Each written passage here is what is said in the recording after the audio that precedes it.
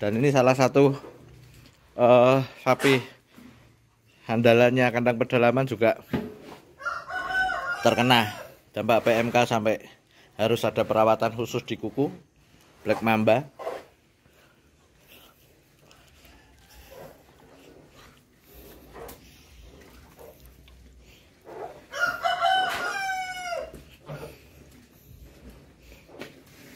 Assalamualaikum warahmatullahi wabarakatuh. Mas kabari? Kabarnya teman-teman. Alhamdulillah. Wah ini. Kemarin sempat kaget ya dikabari Mas Amin, kandang KP ini ternyata juga dihantam PMK. Gimana Mas ceritanya Mas? Iya Mas. Ternyata PMK belum selesai. Malahan teman-teman sudah pada tenang-tenang, kandang pedalaman baru diajar. Sekitar 2 minggu yang lalu ya Mas. 2 minggu yang lalu mulai ada gejala. Terus tadinya saya juga nggak begitu kepikiran kalau ini PMK karena gejalanya beda. Gejalanya mulai dari kaki Mas, mulai dari kaki sini. Mulai dari kaki, tak diamkan beberapa hari, selang beberapa hari langsung menyebar Mas. Ini Mas sebelum dilanjut, kira-kira itu kenanya itu apakah ada sapi yang masuk atau gimana menurut jenengan? Enggak sih Mas, karena saya tidak keluar masuk sapi di kandang ini, sapi-sapi lama semua. Dari sebelum kontes sampai setelah kontes, sapi sebelum kena PMK kita liput bareng-bareng juga sehat semua kan. Tapi memang sirkulasi pengunjung saya tidak batasi waktu itu. Saya tidak batasi, semua boleh keluar masuk, semua boleh lihat sapi, boleh pegang sapi. Ya qadarullah saya nggak tahu itu apakah sebagai penyebab atau tidak. Tetapi ujung-ujungnya sapiku diajar PMK. Yang pertama yang terdeteksi bahwa itu kena PMK itu siapa dulu Mas? Beliau sempat beberapa hari memang tidak saya tanganin khusus karena saya nggak tahu itu PMK karena gejalanya tadi beda Mas. Mulut biasa, makan biasa, hidungnya juga biasa, tetapi kaki sebelah sininya luka. Selang 3-4 hari baru mulai meler. Setelah beliau meler, hampir semua kena. Baru saya paham kalau itu PMK. Akhirnya saya telepon supplier obat, saya siapkan obat. Sempat panik saya Mas, saya nggak kunjungi kandang. Saya lihat dari rumah teman-teman di kandang yang ngatasi. Saya cuma menentukan obatnya ini, dosisnya sekian, silahkan disuntik, silahkan ditangani. Habis Mas mental saya waktu itu. Ya karena apa ya Mas, udah sapi-sapi ini udah kayak keluarga ya, bukan sekedar binatang rawatan. Hampir tiap hari tak ulang-ulang, tak gojek. Itu yang kayak gimana ya, kayak kita, saudara kita tahu-tahu sakit dan kita tahu penyakitnya bukan sepele. Saya kayak belum siap untuk kehilangan sapi-sapi itu. Akhirnya saya pasrah diri, berdoa dan ya wis bismillah, kita usahakan maksimal, kita datangkan obat-obatan, kita kasih perawatan khusus. Qadarullah, pertolongan Allah bisa menyelesaikan penyakit PMK di kandang pedalaman selama proses 10 sampai 14 hari. 14 hari. Dengan sapi-sapi jumbo. Gimana perasaan awal waktu tahu bahwa wah ini terkena PMK sapi-sapi itu? Mau pingsan katanya Mas? Enggak. Saya sendiri sebenarnya ya cuma kasihan ke sapinya. Yang kedua, kembali lagi saya nggak tega sama ibu. Ibu itu selalu nanya sapinya piye le. Itu yang menghabiskan mental saya di situ. Sempat tak tinggal luar kota Mas. Karena saya biar nggak ditanya, tetapi semua tak pantau terus, via telepon tak pantau terus. Ada Mas Anggit, Pak Imin, Pak Yono, itu hari ini udah disuntik apa, yang disuntik siapa aja, itu selalu dosisnya apa, obatnya apa, selalu tak pantau. Dan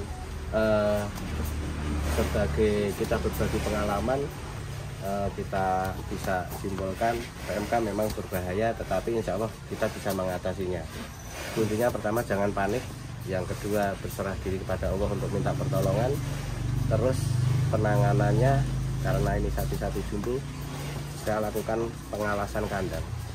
kandang harus kita bikin nyaman, kita bikin empuk. Saya alasi pakai serbuk kayu setebal mungkin biar sapi itu pas waktu dia merobohkan badannya dia tidak kesakitan. Habis itu obat-obatannya harus sesuai diagnosa ataupun dosis pemakaiannya. Ada beberapa sapi yang saya juga sampai nggak tega, di saat satu item obat yang saya telat nggak punya obatnya, kita ganti obat yang kelasnya di bawahnya itu. Saya untuk sapi 1 ton satu kali nyontek satu macam obat itu sampai 50 mili sampai 50 mili. Padahal obat itu yang sifatnya short acting saya harus nyontek berulang sebelum 24 jam, harus saya ulang. Tapi yang ada beberapa obat yang sifatnya long acting itu sebelum 24 jam saya ulang selama 3 kali berturut-turut gitu. Setelah 5-6 hari kita lakukan pengobatan, kita tunggu reaksi. Alhamdulillah sapi mulai mau makan bagus, mulai kelihatan ada pemulihan. Baru kita ulang lagi untuk multivitaminnya, untuk menaikkan nafsu makan. Dan jangan sekali-sekali mengurangi porsi makan di saat sapi ada gejala PMK. Kasih aja semaunya sapi, karena ketahanan tubuh sapi itu yang paling utama. Jika kita mengurangi porsi makannya, sapi akan semakin lemah. Gitu kan. Dan kita bisa lihat ini pas sekitar 2 minggu atau 14 hari dari mulai kena. Ini salah satu korbannya PMK. Saya pernah mohon maaf sama Om Indra, sapi ini pernah sudah di blocking sama Om Indra. Saya laporan, doakan Om, si Giant kena PMK. Selang 5 hari, sampai 7 hari saya telepon video call Om Indra. Alhamdulillah Giant selamat. Sapinya selamat semua ya Mas ya? Dari sekian sapi yang ada di kandang ini Selamat ya. Ada saya masih full kan? Oh iya Mas. Termasuk yang Black Manta, Mas. Waktu itu di video terlihat ambruk waktu itu ya, Mas. Ya. Ini Joker Mas. Ini sangat spesial, sapi kesayangan saya. Dari pulang kontes kita sempat liput, malah ada kenaikan bobot. Ini kanan kiri kena PMK Mas, positif beler semua kanan kiri. Dan si Joker ini nggak mau diem, pasti nempel kanannya, nempel kirinya, padahal udah beler semua. Tapi alhamdulillah sampai sekarang si Joker ini tidak ada gejala PMK. Masya Allah. Kebalannya di atas rata-rata ya. Ini imun tubuhnya istimewa. Istimewa ya. Atau mungkin ini waktu itu ketika divaksin ya paling apa ya, intensitasnya paling banyak ya. Vaksin saya semua sapi saya tak vaksin Mas. Bahkan dari awal setelah Idul Adha mulai saya bisa dapatkan vaksin, semua sapi tak vaksin. Tapi sapi ini terkena setelah saya vaksin. Sudah berapa kali divaksin, Mas? Biasanya kan tahap 1, tahap 2. Ya apa ya Mas, vaksin obat itu cuma sekedar usaha ya Mas ya. Tetapi Allah yang menentukan ini mau sakit apa enggak, mau disembuhkan apa dimatikan. Artinya tidak ada yang bisa menjamin ya. Ya, saya tidak berani menjamin karena vaksin ataupun karena obat. Kita cuma harus berusaha semaksimal mungkin dan tepat. Jadi pesan dan kesan untuk peternak sapi nasional dan anggota KPPSI pada khususnya ya, tetap semangat, tetap yakin PMK pasti bisa diatasi. Sudah terbukti ya di KP bisa diatasi.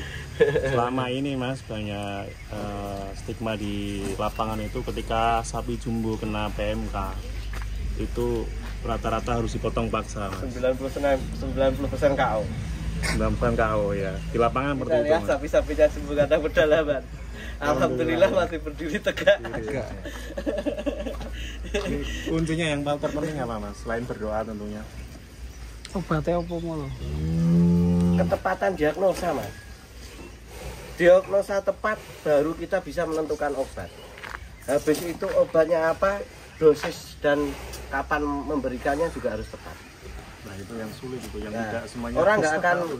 sampai kepikiran satu item obat nyonteknya bisa sampai 50 mili.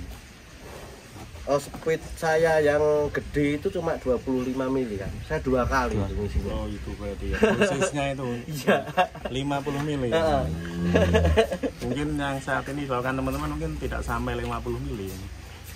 Tidak sampai. Kemungkinan biasanya cuma 10 sampai 15 mili, Mas. Seperapatnya udah ya. Apalagi itu obat-obat short acting.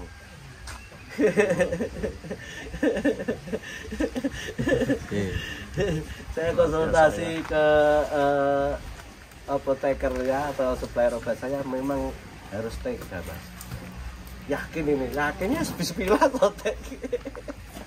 Itu kok bisa tahu harus dengan dosis 50? Sebenarnya ada, Mas. Cuma kan kita jarang membaca ya, Mas ya. Di katalog obat, setiap obat kan ada bungkusnya, mungkin dibungkus ataupun ada kertas diselipkan di dalam kardusnya itu per 1 mili berfungsi untuk bobot sekian.